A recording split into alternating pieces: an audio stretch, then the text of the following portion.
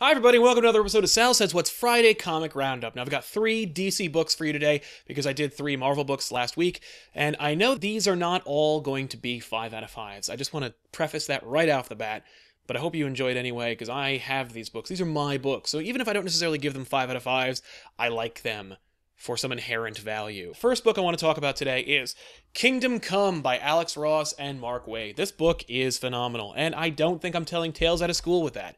The reality is this is one of the best books the DC's ever put out. Mark Waid has, I think, never been better in his writing than he is in Kingdom Come.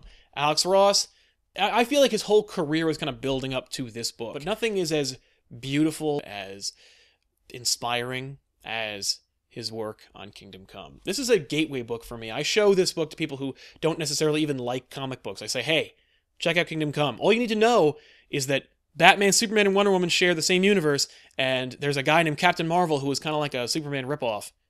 That's it. That's all you need to know. And there's so much DC continuity in this book that is relevant and interesting and honors the old ways, but also kind of paying homage to the new stuff. Love it. And I think you will as well. If you haven't checked it out already, please do yourself a favor and go get the trade paperback of Kingdom Come by Alex Ross and Mark Waid. Fantastic book. Unbelievably gorgeous. And maybe one of the top 5 best comics ever published by DC Comics.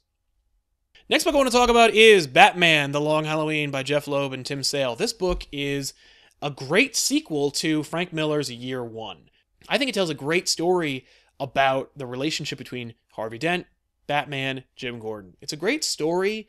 It's got terrific art, and it does that wonderful thing that Tim Sale and Jeff Loeb do when they get together on a core character book like Spider-Man Blue, Daredevil Yellow, Hulk Gray, that kind of thing, where they take as many rogues gallery characters as they can and then kind of put them in the book in some organic way. It kind of works really well. It works mostly well in this title than it does in most of the other books they work on. By today's standards, it may seem a little tame, it may seem a little predictable, but when you're first reading this story, I think that you get lost in it so quickly and so easily that you forgive any contrivances that may arise. So I would definitely wholeheartedly recommend this. Batman, The Long Halloween, Jeff Loeb, Tim Sale. Pick it up. 5 out of 5. It's a fantastic story and a terrific book.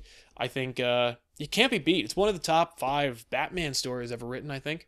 And speaking of definitive Batman runs, let's talk about this book. It is my only non-5 out of 5, and it's because of its collected volume set.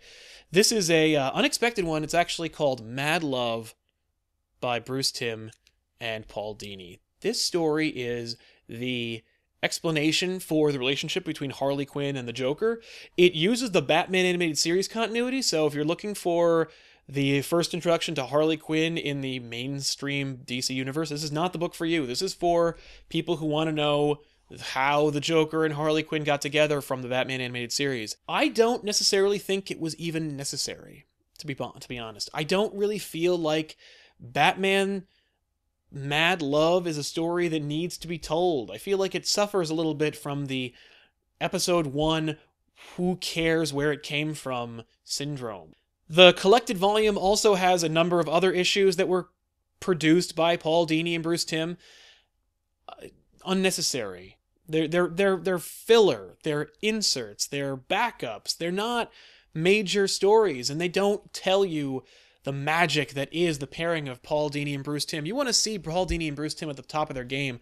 Watch the first 2 seasons of Batman the Animated Series, and you will understand why Paul Dini and Bruce Timm are fantastic pairings for Batman. That being said, it's a good story. It's a fun story. It's terrific art. It has decent writing, but I don't think it's really necessary at this day and age. I don't think that you really need to know. I think that people think we're so hungry for origins that they give us that instead of story, instead of actually interesting things to read. Anyway, that's it for me on Friday, Sal's Comic Roundup. Thanks a lot for watching, everybody. And of course, you can drop by our social media, which is all down here below. So check it out if you are of a mind. And of course, drop by LittleHouseEntertainment.com for all your Little House and Sal Crivelli needs. So thanks a lot for watching, and we will see you next time on Sal's Comic Roundup.